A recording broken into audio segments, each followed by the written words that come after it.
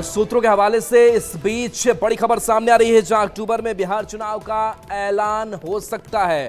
तो ये सूत्रों के हवाले से बड़ी खबर, यानी कि अब जो काउंटडाउन है वो अब शुरू हो रहा है। इस साल बिहार विधानसभा का चुनाव होना है और ऐसे में निर्वाचन आयोग की तरफ से भी लगातार तैयारियां इस चुनाव को लेकर के की जा रही हैं। जो पॉलिटिकल पार्टीज है वो भी तैयारी अपनी कर रही है, जो सीटों पर समन्वय है, फॉर्मूला है, उसे भी तैयार किया जा रहा है। और इस बीच ये बड़ी खबर कि अक्टूबर में बिहार चुनाव का ऐलान हो सकता है, जो सूत्रों के हवाले से बड़ी खबर सामने आ रही है।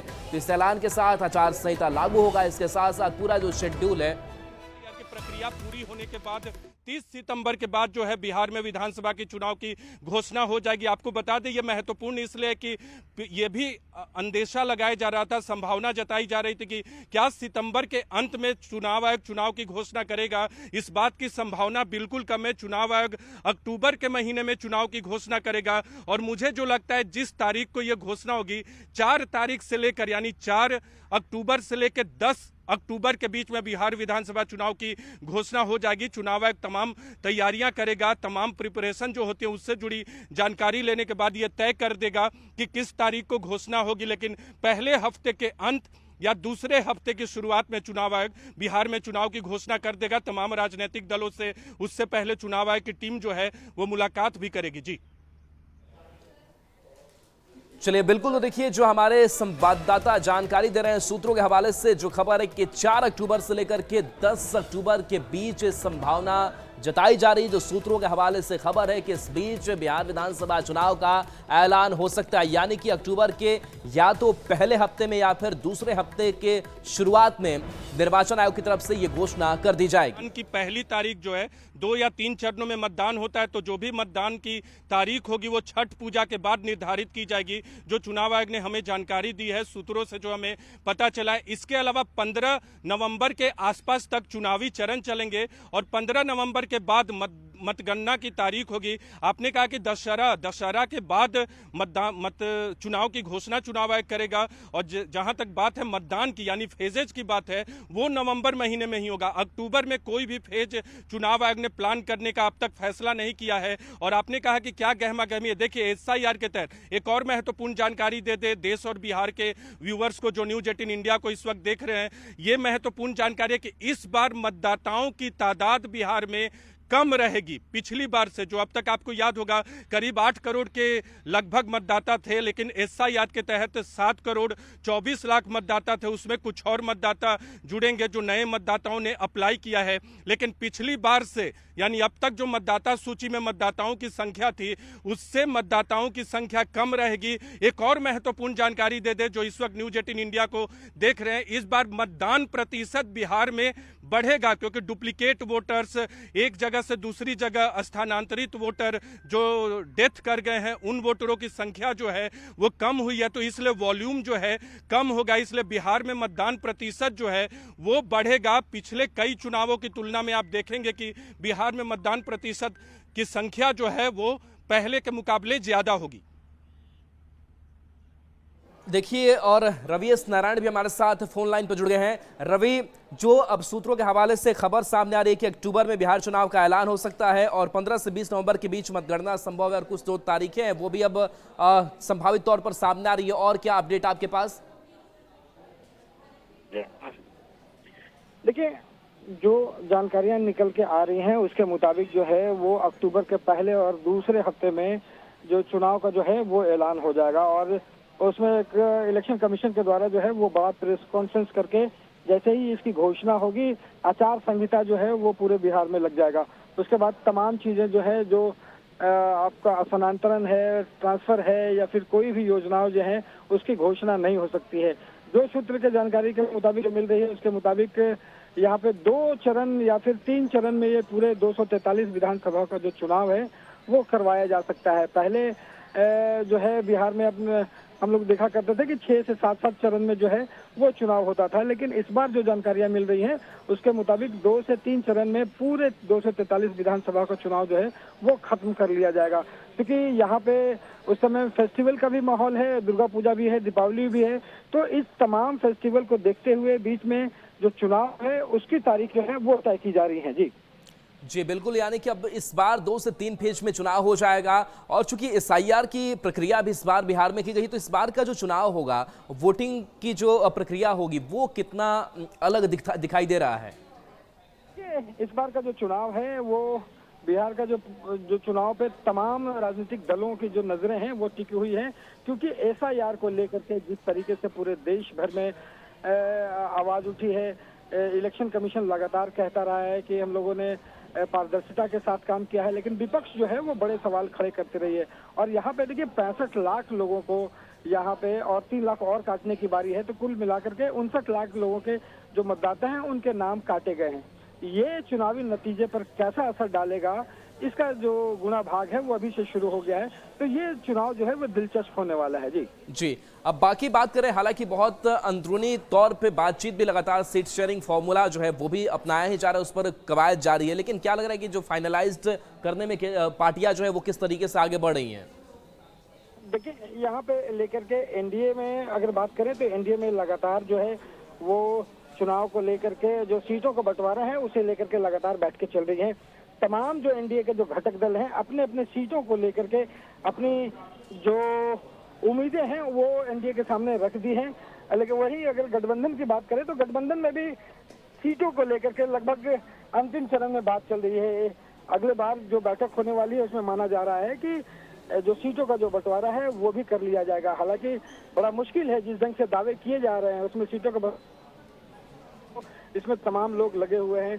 देखना होगा कि कोई नए घटक इधर से अगर उधर जाते हैं तो वो भी एक ढंग से कहे कि गठबंधन पे बड़ा असर डाल सकता है, लेकिन माना जा रहा है कि आने वाले 10 से 15 दिनों के अंदर जो है दोनों गठबंधन में सीटों का बंटवारा जो है वो सितंबर के अंतिम तक पूरा कर लिया जाएगा। जी रवि, जिस तरीके से दुर्गा पूजा और छठ के बाद से इस तारीख को रखा गया है, छठ में बहुत से लोग अपने घर को भी जाते हैं, क्या लग रहा है कि इस बार का जो मतदान प्रतिशत होगा उस पर भी इसका कितना असर होगा?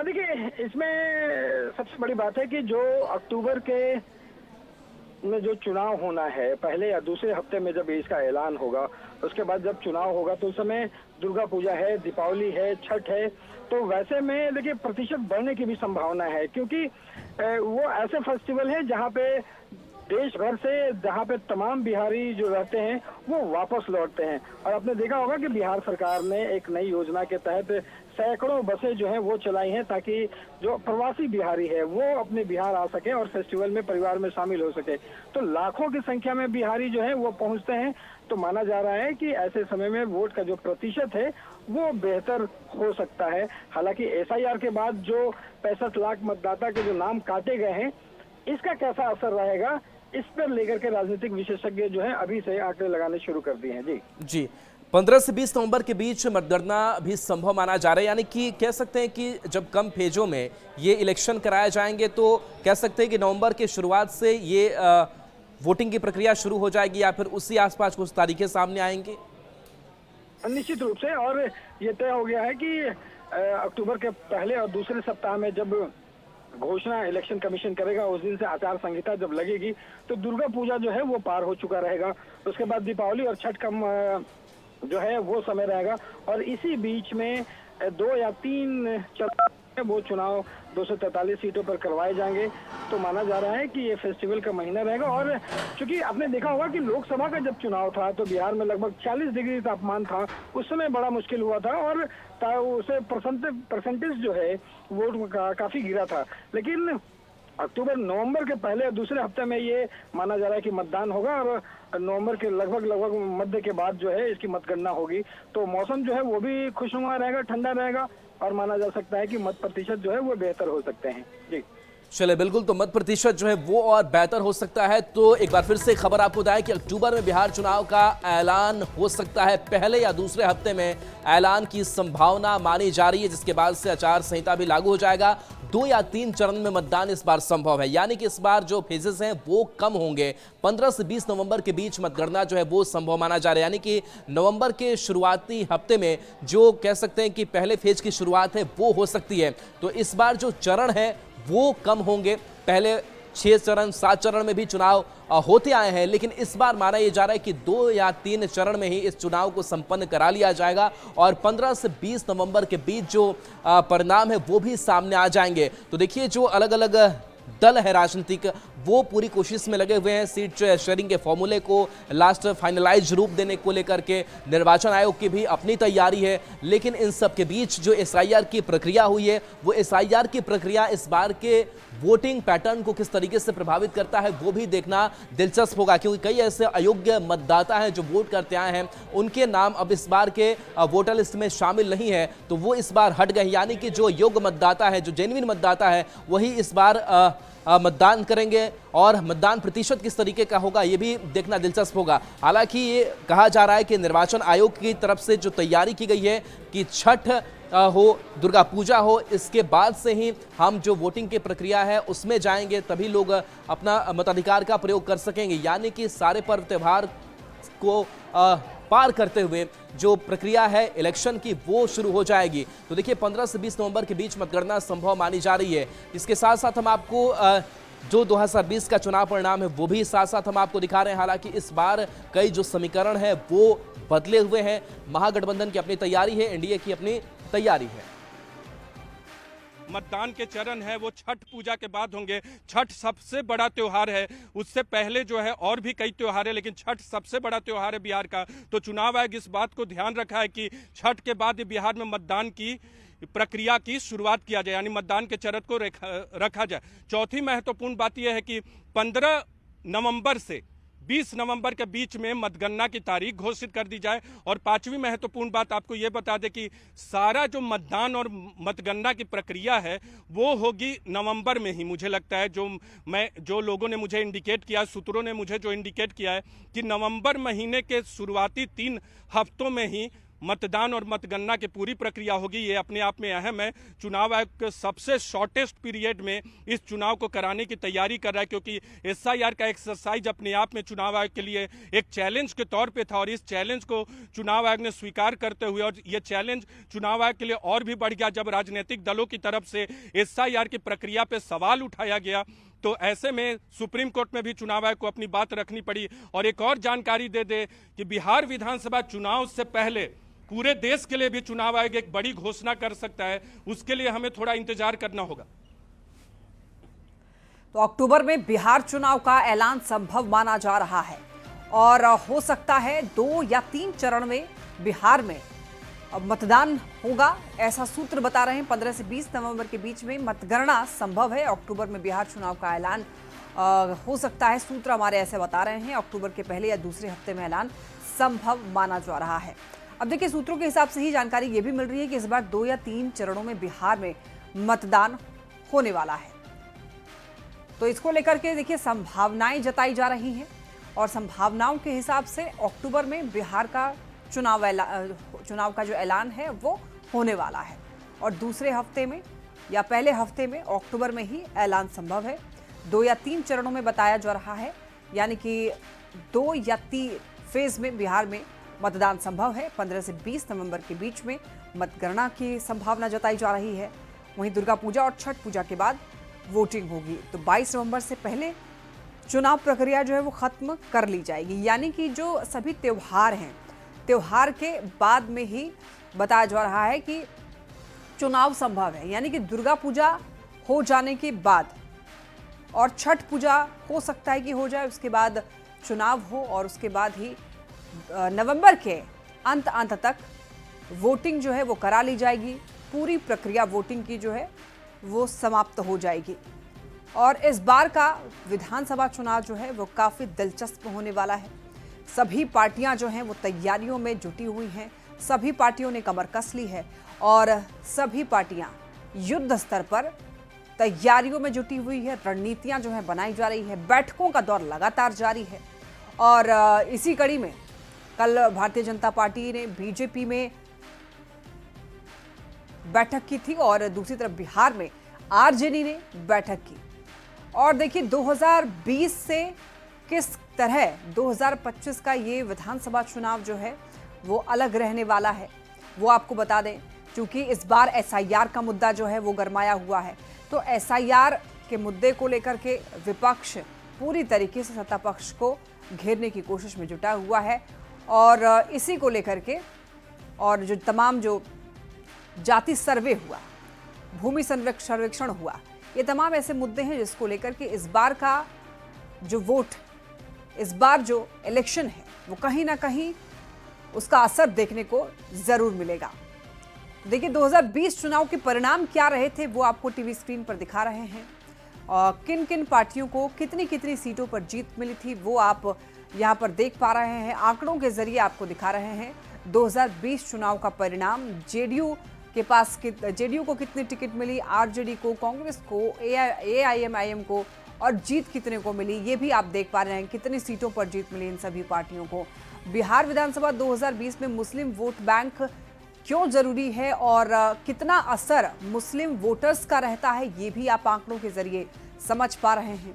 दूसरी तरफ अभी पार्टियों में कौन कौन है और कितने सीट किसके पास है वो भी आप देख पा रहे हैं। तो एनडीए के पास 125 सीटों पर एनडीए चुनाव जीता था उस समय और बीजेपी के पास 74 सीटें थी और जेडीयू के पास 43, हम के पास 4, वीआईपी के पास 4।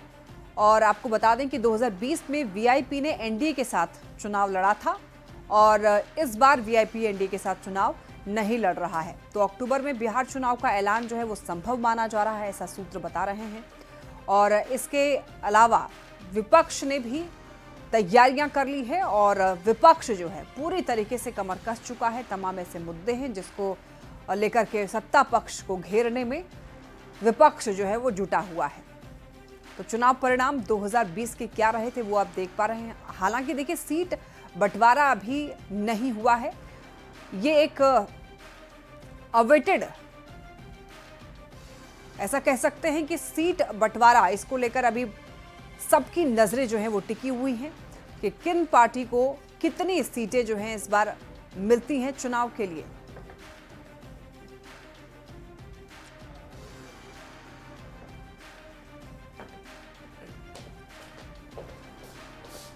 तो अक्टूबर में देखिए बिहार चुनाव का ऐलान जो है वो संभव माना जा रहा है, ऐसा सूत्र बता रहे हैं। और अक्टूबर के पहले या दूसरे हफ्ते में ही चुनाव का ऐलान हो जाएगा। 2 या 3 चरणों में बिहार में इस बार मतदान होगा। 15 से 20 नवंबर के बीच में मतगणना संभव है और इसी बीच त्यौहार भी हैं। सभी को देखते हुए, त्योहारों को देखते हुए भी ये फैसला जो है वो लिया जाएगा। लेकिन अभी फिलहाल सूत्रों के हवाले से ये खबर है, आधिकारिक तौर पर पुष्टि नहीं हुई है।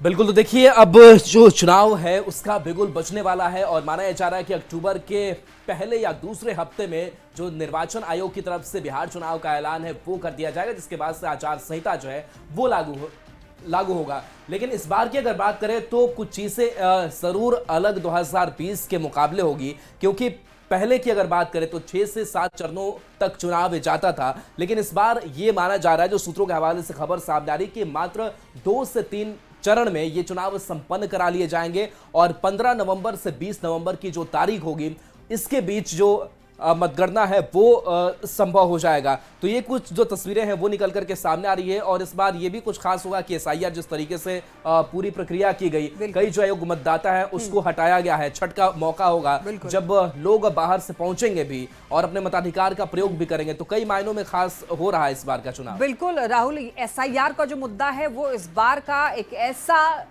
मुद्दा है जिसको लेकर के विपक्ष ने खूब विरोध किया, खूब प्रदर्शन किए। अब देखना होगा कि इस बार के चुनाव में कितना असर इसका रहता है, क्योंकि एसआईआर एक ऐसी प्रक्रिया जिसके तहत जो अमान्य वोटर थे, ऐसे वोटर्स जो कि जिनका नाम रिपीटेटिव नंबर्स में था, उनको हटा दिया गया। जो कि स्थानांतरित कहीं कर गए हैं, कहीं और शिफ्ट हो गए हैं राहुल, उनका नाम भी हटा दिया गया इस बार लिस्ट से। यानी कि बदलाव हुआ है। हालांकि छटनी कह सकते हैं इसको, और ऐसा कह सकते हैं कि जो लोग अमान जिन नाम जो है उनका नहीं है, या फिर वो कहीं और शिफ्ट कर गए हैं, या कुछ ऐसे भी नाम थे जो कि रिपीटेटिव नंबर्स में थे, तो इस बार उनको हटा दिया गया है। बिल्कुल। और इसी को लेकर के काफी ज्यादा विपक्ष ने विरोध भी किया है। और बिल्कुल अमित भी हमारे साथ न्यूज 18 संवाददाता जुड़ गए हैं। अमित, 15 से 20 नवंबर के बीच मतगणना संभव है। अक्टूबर के पहले या दूसरे हफ्ते में जो चुनाव का ऐलान है वो निर्वाचन आयोग की तरफ से किया जाएगा, यानी कि बिगुल जो है वो फूंक जाएगा। अभी आपके पास इन तारीखों को लेकर के क्या और अपडेट है?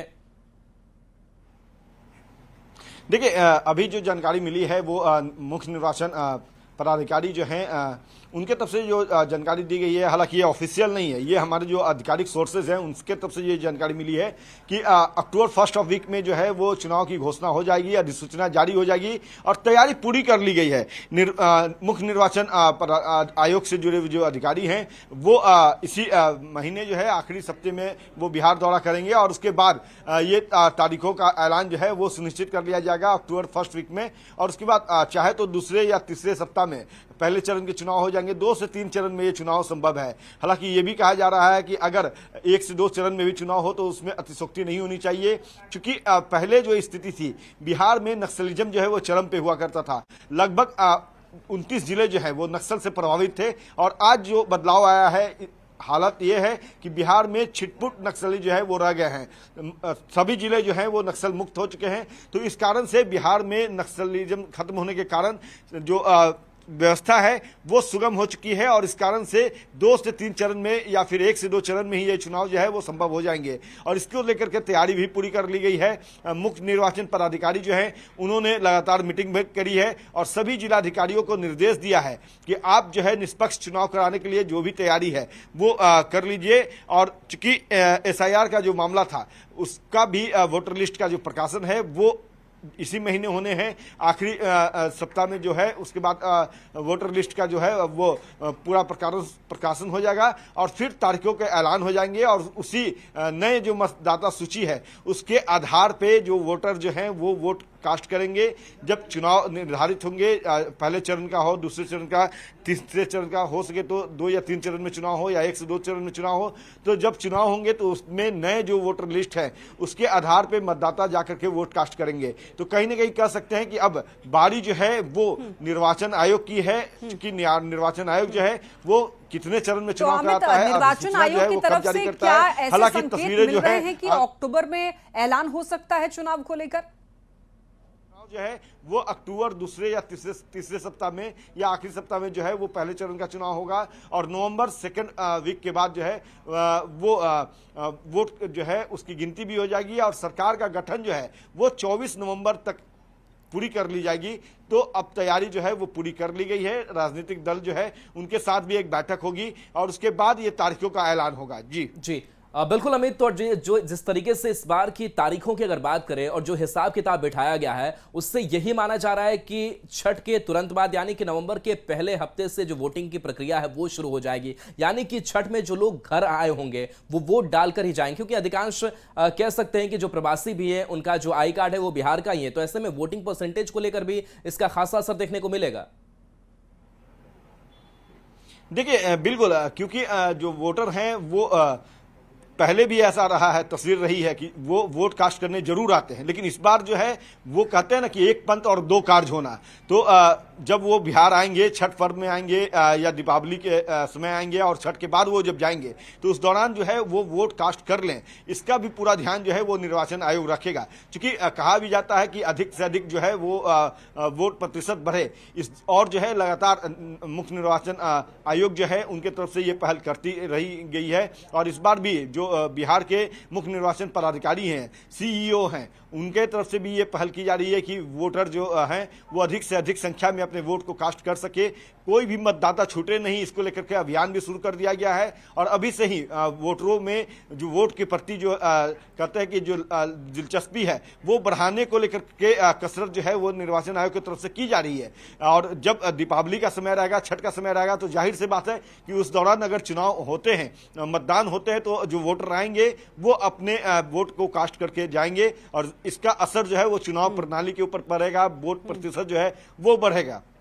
क्योंकि ऐसे अगर बात होती थी कि चुनाव की तारीखों का इस तरह से ऐलान होता कि अगर चुनाव पर त्यौहार से इतर होता तो कई ऐसे वोटर हैं जो कामकाज के कारण नहीं आ पाते, लेकिन छठ में खास तौर पे अधिक संख्या में जो लोग हैं, लाखों की तादाद में लोग हैं, वो प्रवासी बिहार आते हैं। और इसी को देखते हुए चाहे रेल मंत्रालय हैं उनके तरफ से भी बड़ी संख्या में रेल चलाने का निर्णय लिया गया है। आने और जाने का दोनों का टिकट अगर लेते हैं तो उनको जो है 20% की छूट भी दी जाएगी। सरकार ने जो है बस का भी बड़ी संख्या में चलाने का निर्णय लिया है। तो इसके कारण से जो वोटर हैं वो अधिक से अधिक संख्या में आएंगे। जब प्रवासी जो हैं वो छठ के लिए अपने घर आएंगे तो उनके आने की व्यवस्था, जाने की व्यवस्था सभी ने सरकार ने करी है और इसका कहीं ना कहीं असर जो है वोट प्रतिशत पे पड़ेगा। और सरकार भी चाहती है, विपक्ष भी चाहता है और निर्वाचन आयोग भी चाहता है कि वोट प्रतिशत जो है वो बढ़े, लोकतंत्र मजबूत हो। और इसी को देखते हुए चुनाव की तारीखों का ऐलान जो है उसी हिसाब से किया जाएगा। अमित, और निर्वाचन आयोग पर इस बार बहुत सारे आरोप लगे हैं, तो ऐसे में क्या आयोग की तरफ से तैयारियां जो है पूरी कर ली गई हैं? देखिए, निश्चित तौर पे आज भी हमने एक खबर करी है और बताया है कि ये निष्पक्ष चुनाव हो और कहीं भी आचार संहिता का उल्लंघन न हो।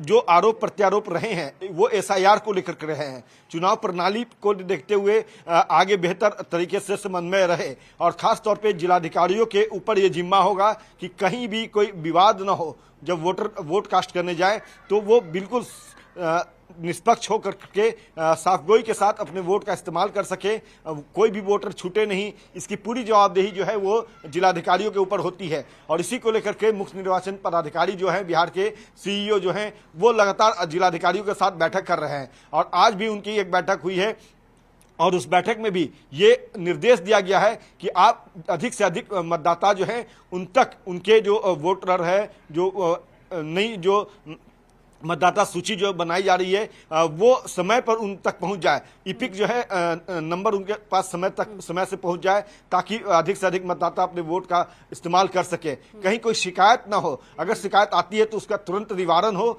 और खास तौर पे जो ग्रामीण इलाके हैं वहां पे चूंकि बहुत सारे जो वोटर होते हैं वो उतने जागरूक नहीं है, तो उनको जागरूक करना भी जो है एक बड़ा टास्क है। और उस टास्क को जो है मुख्य निर्वाचन पदाधिकारी ने वहां उन जिलों के जिलाधिकारियों को सौंप दिया है, वहां के बीएलओ को सौंप दिया है। बीएलओ को जो है वो साफ तौर पे कहा गया है कि हर वोटर तक उनका जो मतदाता पहचान पत्र है वो समय से पहुंच जाए, कहीं कोई अवरोध ना हो, कहीं कोई दिक्कत ना हो। अगर वोटर जो है किसी तरह का क्वेरी करते हैं, किसी तरह का इंक्वायरी करते हैं कि हाँ कैसे हम वोट कास्ट करेंगे, जो वोटर अगर उन तक इफेक्ट नहीं पहुंचा है तो उसके बारे में भी उनको बताना है। तो एक तरफ जागरूकता भी फैलानी है, जागरूक भी करना है वोटर को, दूसरी तरफ जो है निर्वाचन आयोग जो है वो चाहता है कि हर बूथ जो है वो बेहतर तरीके से हो और वहां पे बीएलओ जो है सभी मतदाताओं को पहुंचने में स्ट्रांग किया जा रहा है।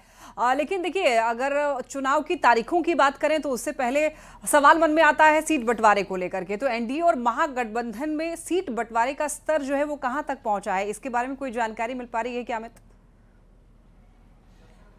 बिल्कुल, कल ही हमने इस खबर को दर्शकों को बताया था, ब्रेक किया था कि 15 तारीख को, इसी माह के 15 तारीख को इंडिया गठबंधन यानी कि महागठबंधन जो है उनकी एक बड़ी बैठक होगी। और चूंकि समन्वय समिति के जो अध्यक्ष है वो खुद नेता प्रतिपक्ष तेजस्वी यादव हैं, वो बैठक करेंगे। राहुल गांधी जो है ओबीसी के माध्यम से जुड़ेंगे और फिर जो इंडिया गठबंधन महागठबंधन में सीट शेयरिंग का फॉर्मूला जो है वो लगभग चूंकि तय हो चुका है, तो उसे इंप्लीमेंट कैसे करना है और कहीं कोई रूठे नहीं, कोई साथी जो है वो टूटे नहीं, तो इसका भी ध्यान रखना है। दूसरी तरफ एनडीए की बात करें तो कल ही एक तस्वीर सामने आई थी, अमित शाह ने जो है वो बैठक करी दिल्ली में और पूरे तौर पे इंडिया गठबंधन जो है उसे कैसे शिकस्त दिया जाए इसकी तैयारी मुकम्मल कर ली गई है। और सीट बंटवारे की जहां तक बात है तो उस पर भी एनडीए के तमाम घटक दल जो है वो मिल बैठ करके बहुत जल्द ही तस्वीर साफ कर देंगे। हो सके तो एक सप्ताह के अंदर वो तस्वीर दिल्ली से देखने को मिलेगी, जब मुख्यमंत्री नीतीश कुमार होंगे, जीतन राम मांझी होंगे,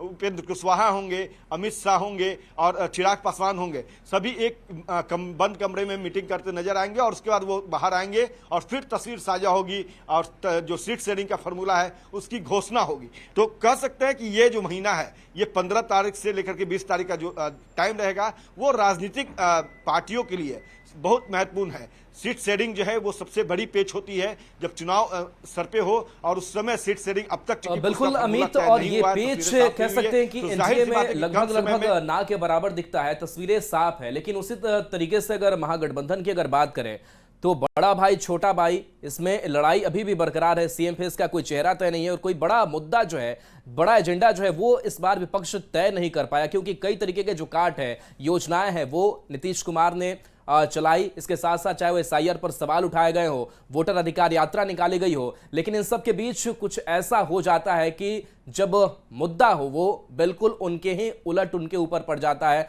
आज भी हमने तस्वीर देखा है कि किस तरीके से प्रधानमंत्री नरेंद्र मोदी की मां को लेकर के जो टिप्पणियां की गई उसका एक गलत असर पड़ रहा है, और ये एक कह सकते हैं कि ड्रॉबैक दिख रहा है महागठबंधन के लिए। देखिए, निश्चित तौर पे चूंकि विपक्ष जो है वो पूरे तौर पे चुनाव को लेकर के जो एजेंडा सेट होता है, जो तस्वीर 2020 में देखने को मिली थी, आपको भी याद होगा, आप भी चूंकि लगातार जो है खबरों को दर्शकों तक पहुंचाते हैं, फील्ड में भी आप नजर आते हैं, लेकिन यहाँ जो तस्वीर थी 2020 में कि तेजस्वी यादव ने एक लाइन खींच दी थी, और वो लाइन थी युवाओं को रोजगार देने की, युवाओं को नौकरी देने की, और उसी लाइन पे वो चल रहे थे। लेकिन इस बार जो है उस लाइन से वो थोड़े भटके। एसआईआर का मुद्दा जो है विपक्ष ने उठाया, उसके अलावा जितनी भी घोषणाएं विपक्ष की तरफ से तेजस्वी यादव की तरफ से की गई थी, उन सभी घोषणाओं पे अभी से ही अमली जामा जो है वो नीतीश कुमार यानी कि नीतीश सरकार ने पहना दी। तो अब तेजस्वी सिर्फ ये कहते नजर आ रहे हैं कि देखिए, ये जो सरकार है वो कॉपी कैट करती है, यानी कि हम जो घोषणा करते हैं, इसकी ऐलान करते हैं, उसकी उस पर ये जो है काम कर देते हैं। तो जनता को इससे फर्क नहीं पड़ता कि आप क्या घोषणा कर रहे हैं, जनता क्या पा रही है वो मायने रखता है। चाहे वृद्धा पेंशन वृद्धि की बात हो, या विकलांग पेंशन वृद्धि की बात हो, महिलाओं को जो है रोजगार के लिए 10,000 रुपया देने की बात हो, या फिर वृद्ध पेंशन जो है उसमें इजाफा करने की बात हो, स्वास्थ्य चिकित्सा में जो बढ़ोतरी की बात हो, तो तमाम जो चीजें हैं सरकार बखूबी जानती है कि अगर हम अभी काम नहीं करते हैं, अभी वोटरों को अपने पाले में नहीं लाएंगे, तो तेजस्वी यादव लगातार एक पर एक जो है वो घोषणा कर रहे हैं, और उससे वोट जो है प्रभावित होगा। तो इसी बात को ध्यान में रखते हुए भले तेजस्वी ये कहे कि सरकार के पास अपना कोई विजन नहीं है, हमारे आइडियाज को चोरी कर रहे हैं और उसी को इंप्लीमेंट कर दे रहे हैं, लेकिन जनता जो है वो इन बातों से इतर उनको क्या मिल रहा है ये मायने रखता है जनता के लिए, और उसी के आधार पर, विकास के आधार पर जनता वोट करती है। जब भी हम चुनाव के दिन मतदाताओं से बात करते हैं या उससे पहले बात करते हैं, तो मतदाताओं का एक ही कहना होता है कि हम जो है विकास को देखकर वोट कर रहे हैं, वोट कास्ट कर रहे हैं। हालांकि जात पात की भी जो गोटी जो है वो खूब खेली जाती है, लेकिन चुनाव के दिन खासतौर पे देखा जाता है कि विकास सबसे बड़ा हथियार होता है वोटरों के लिए, और उसी के आधार पर वोट कास्ट किया जाता है, और उसी के परिणाम जो है वो सामने आते हैं। हालांकि इस बार जो तस्वीर अब तक सामने आई है, अब नई स्ट्रेटजी क्या होता है तेजस्वी यादव का, राहुल गांधी का चुनाव को लेकर के, चूंकि घोषणाएं जो है, तारीखों का ऐलान जो है वो जल्द होने वाला है, तो ऐसे में नई कुछ प्लानिंग, चूंकि राहुल गांधी जब आखिरी बार पटना के डाकबंगला चौराहे पे वो संबोधित कर रहे थे, तो उन्होंने कहा था कि हाइड्रोजन बम जो है वो अभी हमारे पास है, उसको हम फोड़ेंगे। तो वो क्या वोटरों के लिए होगा, या विपक्ष के जो पार्टी है, सत्ताधारी जो दल है, उनको लेकर के होगा? क्या वो वोटरों को रिझाने के लिए कोई नई स्ट्रेटजी, नई प्लानिंग करते हैं, या है इसके पीछे अगर कुछ बड़ा रोल है तो वो होता है मुद्दों का? और इस बार कौन कौन से ऐसे मुद्दे होंगे जो कि पब्लिक के बीच में रहने वाले हैं? बाढ़ का, महंगाई का इस बार कितना असर देखने को मिलेगा चुनाव में? देखिए, महत्वपूर्ण सवाल है ये, लेकिन सबसे महत्वपूर्ण बात यहाँ पे ये आती है कि बाढ़ जो है वो बिहार के लिए कह सकते हैं, बिहार की एक तकदीर में जुड़ चुका है बाढ़। तो लोग उससे उतने प्रभावित नहीं होते हैं जितने प्रभावित पलायन को लेकर के होते हैं, जितने प्रभावित युवाओं को रोजगार को लेकर के हैं, नौकरी को लेकर के होते हैं, स्वास्थ्य व्यवस्था को लेकर के होते हैं, महिलाओं को रोजगार कैसे मिले उसको लेकर के होते हैं। तो उन तमाम चीज़ों को बखूबी नेता प्रतिपक्ष ने भापा था जब वो बिहार में दौरा कर रहे थे। तो उसी समय उन्होंने घोषणा कर दी थी कि हम महिलाओं को जो है वो प्रति माह 2,500 रुपया देंगे। सबसे पहले अगर ये घोषणा किसने की दरभंगा के धरती से, तो तेजस्वी यादव ने की। लेकिन सरकार भी बखूबी उन चीजों को समझ रही थी, देख रही थी, और जैसे जैसे घोषणाएं जो हैं वो तेजस्वी यादव की तरफ से किए जा रहे थे, वैसे वैसे सरकार जो है अपनी रणनीति जो है वो बदल रही थी। और यही बात है कि आज तस्वीर जो है उलट गई है। जो वोटर इंटैक्ट हो रहे थे तेजस्वी यादव की तरफ, जो वोटर इंटैक्ट हो रहे थे विपक्ष की तरफ, क्योंकि घोषणाएं जिस तरह से की जा रही थी, चाहे युवाओं को नौकरी देने की बात हो, सरकार ने कहा कि हम 1 करोड़ नौकरी देंगे, 1 करोड़ रोजगार देंगे। 1 करोड़ रोजगार देना युवाओं को काफी मायने रखता है। महिलाओं को, जो घरेलू महिलाएं हैं, उनको रोजगार के लिए 10,000 रुपया देने की घोषणा एक मुश्त किया सरकार ने, और 6 महीने के बाद उसका रिवीजन करेगी और फिर 2 लाख रुपया देगी। तो जाहिर सी बात है कि घोषणाएं जो हैं वो चुनाव के परिणाम को बदलती है, चुनाव की तस्वीर को बदलती है। आप उदाहरण के तौर पे देख सकते हैं, झारखंड में जो चुनाव हुआ वहां पे भी जो महिलाओं को सशक्त करने को लेकर के हेमंत सोरेन ने जो गोटी सेट की वो कामयाब हुए। प्रधानमंत्री नरेंद्र मोदी जब चुनाव लड़ रहे थे पहली बार, तो उन्होंने भी इस तरह से घोषणाएं करी कि युवाओं को हम रोजगार देंगे, पलायन रोकेंगे, देश में जो आतंकी बिल्कुल घटनाएं हो अमित, रही है यानी उस पर कि हम नकेल मुद्दे कसेंगे। कई सारे हैं। शिक्षा का स्तर जो है वो कितना अब तक बेहतर हो पाया है, रोजगार और नौकरी कितने अब तक दिए गए हैं, जितने वादे किए गए थे क्या उतने पब्लिक को मिले हैं या नहीं मिले हैं, लॉ एंड ऑर्डर की समस्या अब तक सुधरी है या नहीं सुधरी है, ऐसे तमाम ऐसे मुद्दे हैं जिसको लेकर के इस बार पब्लिक जो है वोट अपना कास्ट करेगी। लेकिन वोट का ऐलान ये बताया जा रहा है, सूत्र ऐसा बता रहे हैं कि अक्टूबर में होने वाला है। बहुत धन्यवाद आपका इन तमाम जानकारियों के लिए अमित। बिल्कुल, तो देखिए तारीखों का जो ऐलान है वो संभव माना जा रहा है अक्टूबर के पहले या दूसरे हफ्ते में, और 15 से 20 नवंबर के बीच जो मतगणना है वो भी संभव मानी जा रही है, यानी कि बहुत कुछ अब जल्द होने वाला है। तो